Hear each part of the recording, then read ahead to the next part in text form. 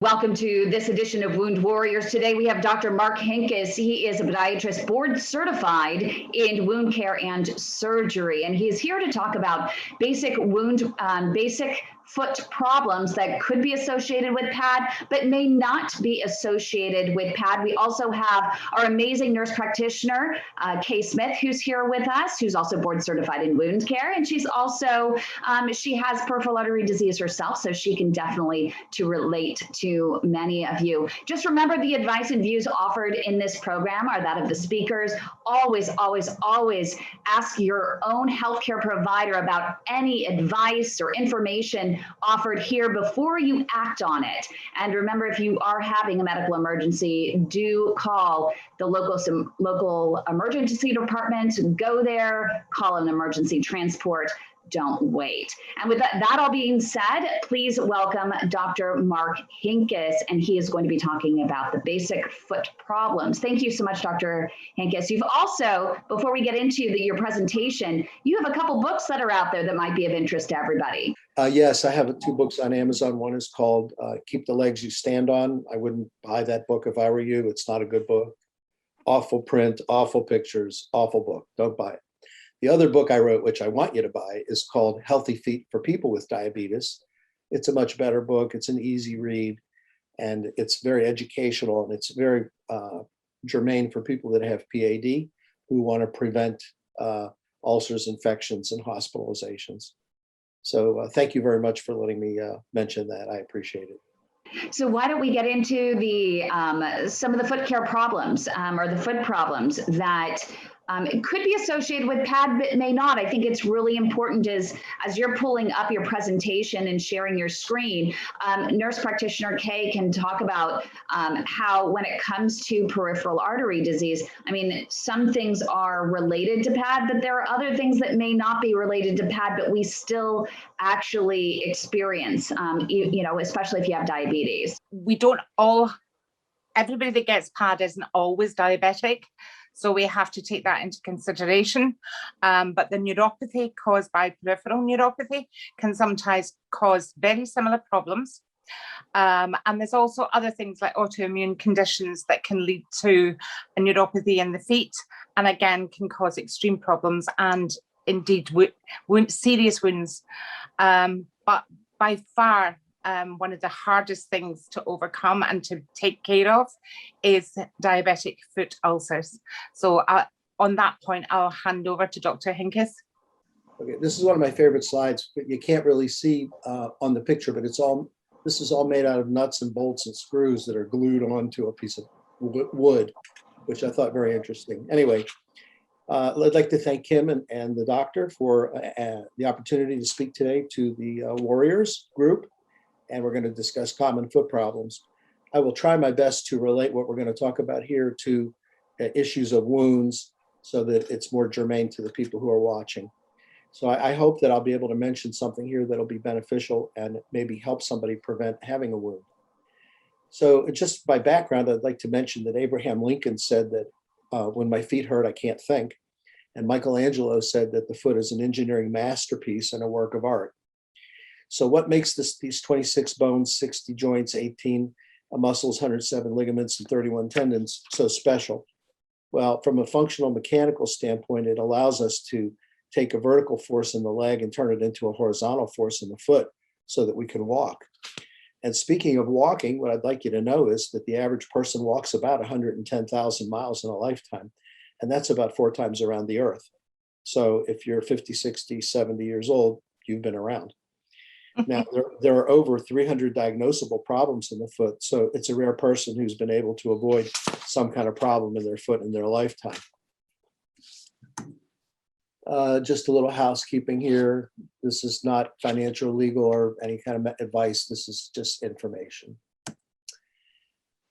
Here's a picture of where I worked for 20 years, and perhaps some of you have heard the old expression, I'm here from the government, and I'm here to help. Well, that's what I used to say, but now I just say I'm here to help because I'm no longer here from the government. I worked for 20 years in the VA system in the United States and was the chief of podiatry and ran the amputation prevention program at 2 different hospitals. And while serving the needs of veterans, I met several very interesting people. One was a U-2 spy plane pilot, and this guy came in a wheelchair with an oxygen, and he said he felt like he was back in his plane. And then I had another nice lady, a kind of a blue-haired grandmotherly type person with a straw purse, and she was actually working in London to decode Nazi messages on the Enigma machine. And then I had a third person, very interesting. His name was George. George's job in the military was he was in the Pacific, and he was on a boat, and they made him stand in his underwear in front of 8 or 10 nuclear bombs that went off. As you can imagine, George had a lot of problems. So here, your feet must last a lifetime. So why do we say that? And why am I putting a picture of a stone crab up there? Well, in the waters of the Gulf of Mexico, there's a delicacy known as a stone crab. And it got its name because the shell is as hard as concrete. And we only harvest the claw, which you can see kind of up here in the top, but in order to get to it, you need to take a hammer and really work on it. So you need some elbow grease to really get the meat that everybody likes. Now, only one claw is harvested, and that allows the crab to defend itself. And in a unique fashion, it can regrow the claw that was harvested. Humans don't have the luxury to be able to regrow a foot or a leg. And so you need to do everything you can to prevent a problem where you might lose a foot or a leg. And I'd like to say your feet need to last a lifetime. So let's talk a little bit about some of the problems you're going to see. And some of these pictures might be a little uncomfortable to see, but these are what people are actually walking around with these days. The most common type of foot problem that I've come across is called onychomycosis, or onycho means nail, and mycosis means infection with fungus. And this can spread to fingernails, to soft tissue. It can become a common problem that can be very easily treated. In a recent survey, 50% of the people that were surveyed reported pain as a result of onychomycosis, and almost 40% of people reported discomfort with wearing shoes. Toenail fungus affects about 33% of the 500 million people worldwide who have diabetes. Medications, chemicals, psoriasis, trauma can all cause nail changes. So be aware that just because your nail is a little discolored or a little thickened, it may or may not have a mycotic infection. In order to confirm the infection, a piece of nail should be harvested and sent for pathology. Treatment there's a wide range of treatment. We can trim them, we can debulk them, we can send off a piece of nail for a pathological examination. And we can actually remove the nail by numbing up the toe and putting acid into the root. And this is a fine procedure to be done for people with diabetes. Or we can let the nail regrow. There are both oral and topical medications which can be used to treat this problem. The next problem we're going to see here is a paronychial infection, and the common man would call it an ingrown toenail.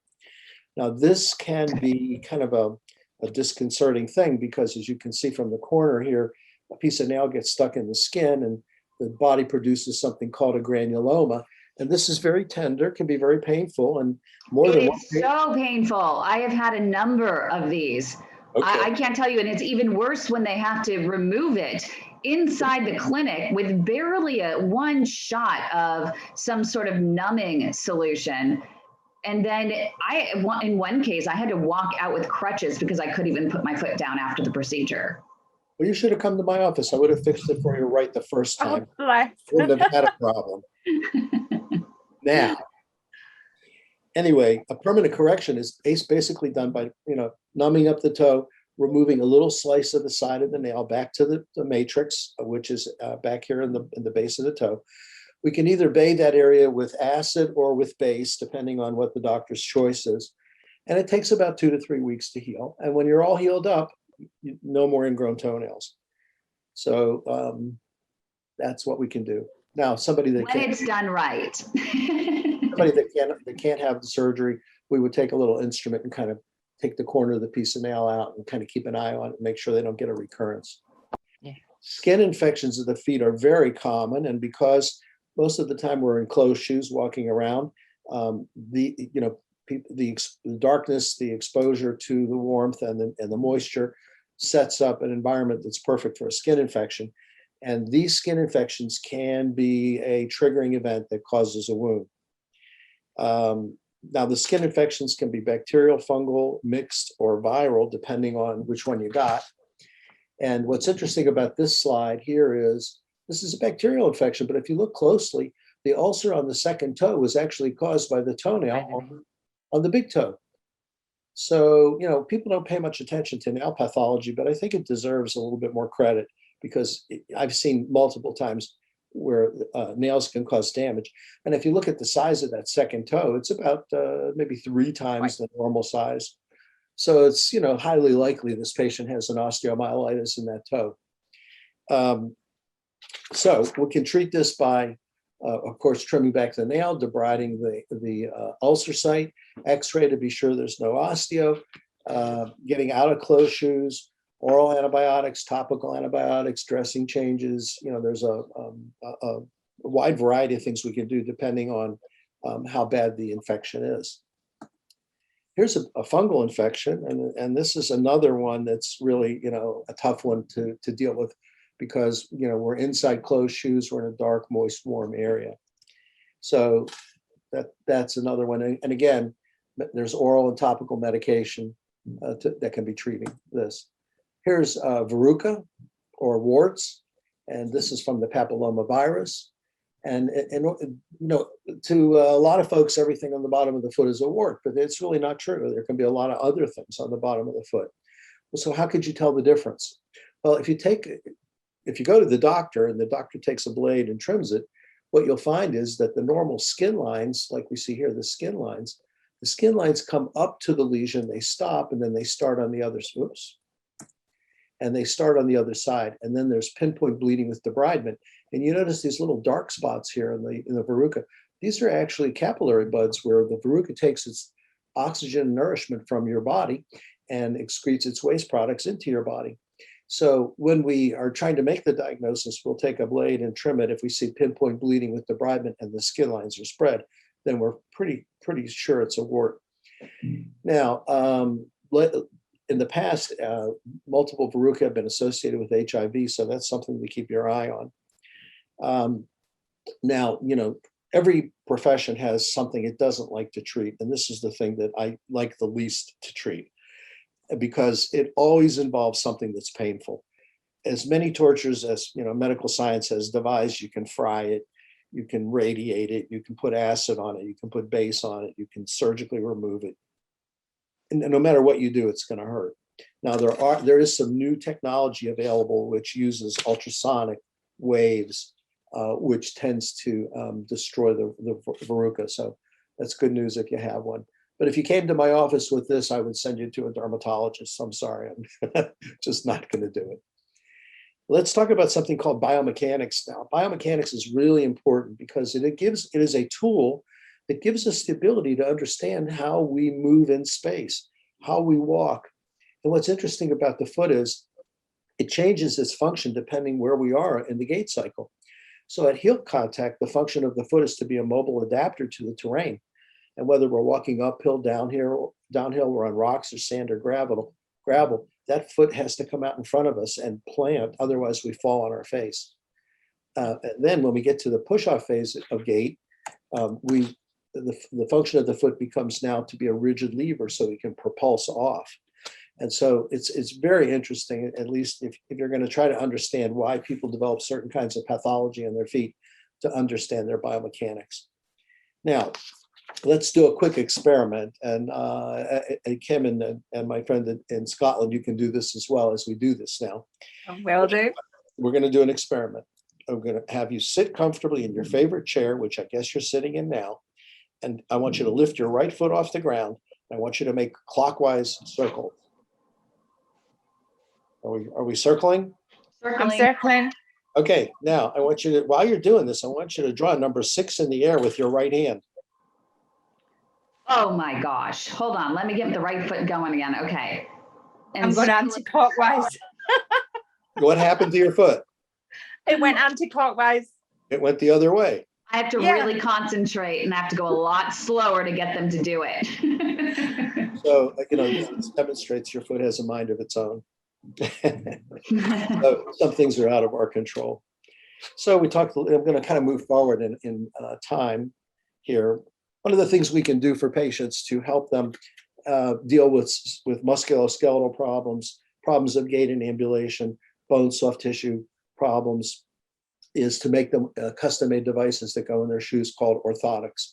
And this is just one type of orthotic. This is kind of an offloading orthotic for a person that's diabetic.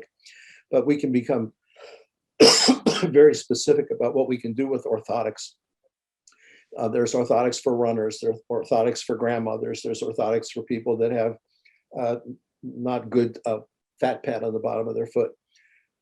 There's orthotics for kids, there's orthotics for, sports. So, the idea of the orthotic here is we want to control the way the foot functions and not try to outmuscle it. And one of the things that happens is that people that wear arch supports, which aren't custom made, they just kind of sit under the arch and they kind of push up the arch, and they're very uncomfortable and they're difficult to wear.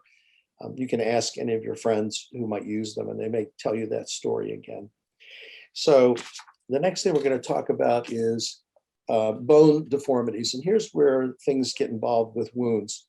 People that have bone deformities, and you can see here, there's a hallux abductovalgus, there's a hammer toe, there's a mallet toe, there's an underlapping toe. These bony deformities rub against the inside of the shoes and they can cause ulcers. They may first cause corns or calluses, and then if the corn or callus isn't treated, or a blister, they can develop into ulcers. So understanding that if you have a bony deformity of your foot and you have PAD, you're highly suspect to develop an ulcer or a lesion. And so you've got to be very careful with your foot gear, your shoes, and your socks. So a hallux abductovalgus, hallux means big toe, abducto means the rotation of the toe, and valgus is the movement of the toe to the lateral. As you can see, kind of moving to the lateral side there. These bunions or people would call them bunions. They're not because you wore tight shoes or you wore your sister's or your brother's shoes when they grew out of them. These are because you've got faulty biomechanical function. And oftentimes we can do things for this. First of all, we want to get an x-ray. If there's pain in the joint, we can prescribe oral medication. We can put a steroid injection in the joint. We can send for physical therapy. We can make orthotics, change shoes, stretching. So there's a wide variety of things that we can do. So on a conservative basis, on a surgical basis, we can do various types of procedures depending on the nature of the deformity and where it is in the bone. Sometimes all we have to do is remove the bump. Sometimes it's necessary to do an osteotomy where we're actually going to cut the bone and reset it, or we can do an angular osteotomy where we take a little wedge-shaped piece of bone out to change the articular surface. It's fairly sophisticated stuff, but it works out good for people. Here's another variant of that. It's called Hallux Rigidus, and you can see from this x-ray that this joint is fairly well destroyed. It's arthritic. And what we do with these is we just put an artificial joint in there. And sometimes it's a hemi joint, it's one side. Sometimes it's a full joint, it's both sides. But these work out great, and people can play golf and they can run and they can dance and they can do whatever they want. So these work out really good. The next thing I want to talk about here are digital deformities, the mallet, curly, hammer, and claw toe. And you can see each one of them here. Now, it's interesting because in people with diabetes, there's something called motor neuropathy. And motor neuropathy causes loss of muscle mass of 13 small muscles across the front of the foot called the lumbricales and interossei muscles.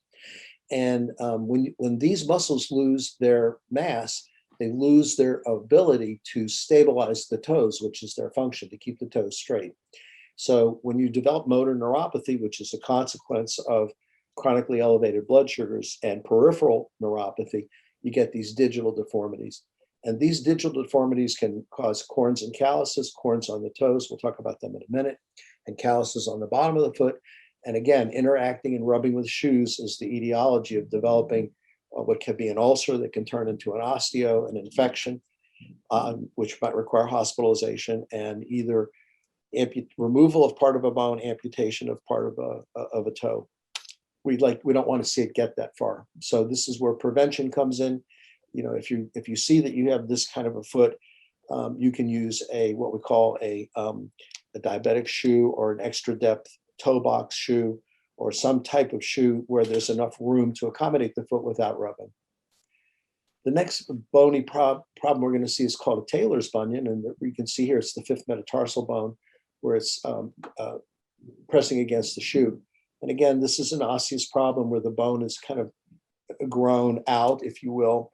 And so we can do an osteotomy to reposition the bone so it doesn't press surgically. Conservative treatment is, pads, wearing custom-made shoes or wider toe box shoes or extra depth shoes. If there's a keratosis or a thickening of skin in that area, it can be trimmed. We always got to remember that people with diabetes and PAD and any of these abnormalities which cause pressure against the shoe against the foot inside the shoe are potential triggers for developing ulcers. And so we want to be very careful about the foot gear we use, including shoes and socks. Heel pain is something that, there's probably 30 or 40 different reasons for heel pain. So depending on, what your reason is, there's a lot of different things. Heel pain can range from a condition where the actual heel bone, like a bruise or a stress fracture, to conditions that affect the structures near it, like plantar fasciitis or Achilles tendonitis. Pain can be throbbing, simply annoying, stabbing, or debilitating, or something in between, depending on what's behind it and the severity of the problem you have. There's a lot of problems associated with heel pain, and it's one of the most tricky things to diagnose. Certain vascular diseases and arthritic problems like rheumatoid arthritis, ankylosing spondylitis, lupus, and gout are often causes of heel pain. And there's probably another 10 or 15 that I have written here, which I won't even mention. But suffice it to say that we want to get an X-ray. We may have to do some lab work to see. And conservative treatment depends on what the diagnosis is. And again, if it's a biomechanical problem, we can use orthotics. Sometimes it's not, it can be a nerve entrapment, it can be a bone problem, it can be a soft tissue problem, and that may require surgery. So let's talk about soft tissue lesions now. People with PAD who have soft tissue lesions have to be extremely careful because these soft tissue lesions, as you can see at the tip of the toe here, on top of the toe here, and then between the toes here, these are red flashing lights. If you have PAD, you should be aware that these need professional care. Do not take a razor blade or a knife or a nail trimmer or whatever you have laying around in your bathroom. Do not do bathroom surgery on these. These need professional care. And the reason why is that there's usually an underlying bony structure that's had some aggressive pressure against it. The tip of the toe, we have a mallet toe. Here we have a hammer toe. And this one is a little peculiar because this is actually the result of a bone spur on the distal phalanx of the toe. And this bone right here is rubbing against the bone next to it. So we're going to debride them. If they're bad, we can use a steroid shot. We can do injections. We like to surgically correct these if people have good enough health and good enough circulation. Here's calluses, and calluses are a thickening of the skin on the bottom. Now, this callus on this side is under the fifth metatarsal. This one under here is under what's called a sesamoid. And there are two small bones under the big toe. They're called sesamoid bones. Think like sesame seeds. And sometimes these sesamoid bones have a little sharp area, or one can be lower than the other. So that one will hit first and it'll develop a callus there. This callus over here is a hemorrhagic callus. In other words, I debrided this down a little bit so you can see that there's actually blood under here. And when we debrided this down, there was an ulcer underneath it. So, anybody that has these kind of problems needs to have ongoing professional care. For debridement, we can make orthotics with offloads for these areas. We can do surgery depending on what the issue is to fix them so they can go away. The next problem we're going to talk about is a neuroma. And this is an unbelievably common problem. And, very, very, very common. So many people have this and they get a feeling of burning, shooting, tingling, electric, numbness, pain that radiates into the toe or back up the foot. And what tends to happen here is that the sheath of the nerve, the outside think of the nerve like any piece of wire you have around your house. It's got the copper in the middle and the plastic covering. And the nerve is the same way. You have the nerve and the nerve sheath. And what tends to happen is because this little piece of nerve is going between the two metatarsal heads, it has a tendency for the sheath to get larger in size, and it actually becomes a space-occupying mass. And at that point, patients will have all these symptoms. And the thing that really kind of sets this off is people will say, I had this unbelievable desire. I had to take my shoe off and rub my foot. And these can be tremendously debilitating. What can we do about it? Well, we can give you a steroid injection. We can make orthotics. We can do physical therapy. And other than that, we can do surgery. Now, the other thing about this kind of a problem is we have to be very careful because something like spinal stenosis or radiculopathy, problems in your back, can give neuritic type pain symptoms to your foot. And so we want to be, really careful about this diagnosis, to be careful that there isn't a component coming out of your back that's causing this problem. I know everybody's been waiting to hear about diabetes and PAD, and this is about as much as you're going to get on me from it. Because this is really a generalized thing. We have other presentations we can talk about more specific about PAD and diabetes. But the thing about diabetes is it affects 1 billion people worldwide. 500,000 are diagnosed, 500,000 are pre-diabetic. And out of that pre-diabetic number, about 40% don't even know they have it. The other thing that's really bad about the pre-diabetic population is upwards of 30% of those people have what we call sensory neuropathy, even though they're not diagnosed as diabetic. And sensory neuropathy means that it might start out as burning or shooting or tingling, and it ends up, it ends up being chronic pain. So what's happening here? Well, people develop ulcers every 1.2 seconds. Somebody worldwide develops an ulcer on their foot. Once every 20 seconds, somewhere on this planet, somebody is having a leg amputated, and that's 1 million legs are amputated every year. 38% of the people who lose a leg are going to lose the other leg in 3 years. 75% of the people who lose a leg will not be here in 5 years. Yeah. The mortality associated with the diabetic limb amputation is greater than all forms of cancer combined. So, there's a lot going on here, and what is it, what's happening here? Well, the thing that's happening here with diabetes is we have neuropathy and ischemia. And neuropathy, of course, is generated, the etiology of this is the smallest little vessels become narrowed or occluded. And these are the vessels that supply oxygen and nutrients to the nerves. And eventually, when these vessels become, because of chronically elevated blood sugars, these vessels become stenosed or completely occluded, and the nerve doesn't get what it needs. And then the nerve starts to malfunction, and you get numbness, you get pain. You've already got bad circulation there. And the result of that is ulcers. And the ulcers are, some can be, treated relatively easily. Some of them, are not going to do well. And these, and for whatever reason, we have to look for other than local etiology. And this is where your PAD comes in. This is where your revascularization comes in. This is where whoever's taking care of the foot wound needs to work with the vascular people, because otherwise it's not going to heal.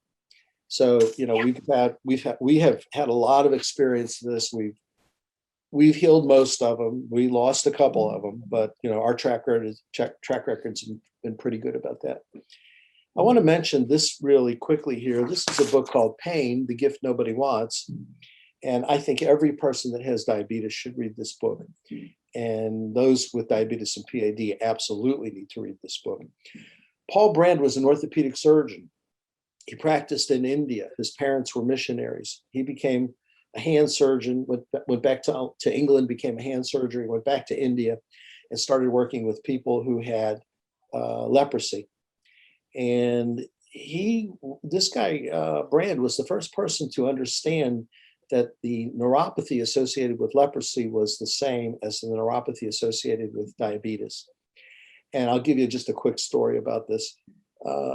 Brand was seeing patients and they'd come in and he was taking care of them. And they'd come back in a day or two and part of their nose was gone. And everyone in the leper colony was convinced that, of course, this is just a sequela of leprosy that happens to everybody. Well, Dr. Brand wasn't so sure. And so he went into the dormitory where these people slept and he stayed up all night and he watched. And what he saw was that rats were eating these people's noses while they were asleep. How? It's true. It's true. So, this is a book that, really changed my life. And I think everybody who reads it will get a lot from it. So pain is a gift. And, you need to think of it as your body's burglar alarm because it lets you know something's not right. So how do we know who's got sensory neuropathy and who doesn't? Well, we use a little device there called the 𝐁𝐚𝐬𝐢𝐜 monofilament. And this little device came from an experiment in the 1950s when the VA hired 2 PhD researchers, 𝐁𝐚𝐬𝐢𝐜 and Weinstein, and they wanted to understand the results of gunshot wounds to the head of soldiers and what that did to their ability to sense on their feet. And so they developed this foot screening. Now, earlier on, the H.L. Tuber group in Germany in the 1920s was using horsehair to touch people's feet to see if they could feel it. So, this is something that has been done for a while and it's become more sophisticated over time. This screening test tells us whether a patient has what's called diabetic sensory neuropathy or loss of protective sensation. And it is one of the key elements to understand about loss of protective sensation. When a person has loss of protective sensation and PAD, they are vulnerable to 3 kinds of trauma: mechanical, chemical, and thermal trauma. And I'm kind of going into a little cul-de-sac here, but mechanical trauma is any kind of trauma that breaks the skin. And it can be by, walking barefooted, dropping a beer can or a ketchup bottle, whatever you're taking out of the refrigerator, or your shoe doesn't fit right, but anything that breaks the skin. Thermal trauma comes from exposure to heat or cold, and it's usually heat that does it because people with PAD subjectively feel that their feet are cold, and so they present them to artificial heat sources, radiators, registers, fireplaces, fires, hot water bottles, heating pads, and the foot never warms up, but they do burn it. Yep. And the third kind of triggering event is chemical, and that comes from using over-the-counter products that you buy at the drugstore that contain salicylic acid. Yeah. And so these are usually for warts, corns, calluses, ingrown toenails. That's usually the indications for it. So, if you're diabetic and you have PAD, just walk by. Don't even look at that. Just walk by it. So in closing now, what would my best advice be? And I know I kind of ran through it fast, but I wanted to make sure that I got through it. My best advice for anybody that has diabetes and PAD are 7, the big 7, I call them. Control your blood sugars, control your blood pressure, control your triglycerides and cholesterol, control your diet, make sure you exercise, avoid smoking and vaping, and practice preventive foot health behaviors. 4 of those are much more important than the other 3. I'll let you pick the 4 you like. But they're all. I think it's pretty obvious, yeah. Yeah. So I'd like to say thank you. Today's presentation has been really great. I've really enjoyed sharing 40 years of experience and a lot of excitement, a lot of heartache with you. So what's important about common foot problems for people with diabetes and peripheral arterial disease is that they are not benign. That if you have something that we saw today in the presentation and you haven't addressed it, you haven't visited your podiatrist, your primary care, your nurse practitioner, your diabetes educator, whoever it is that you trust, you need to have a professional foot exam and professional foot care. So with that, I'm going to thank you, and I hope that you enjoyed the presentation. My contact information is on the screen. If anybody has a question or a comment, I'd be certainly happy to receive it. And thank you very much for the opportunity to share this information with you. Dr. Hinkes, that was amazing. Thank you so much for your time and your effort. And we have a lot of diabetic patients that are going to really appreciate what you've just presented.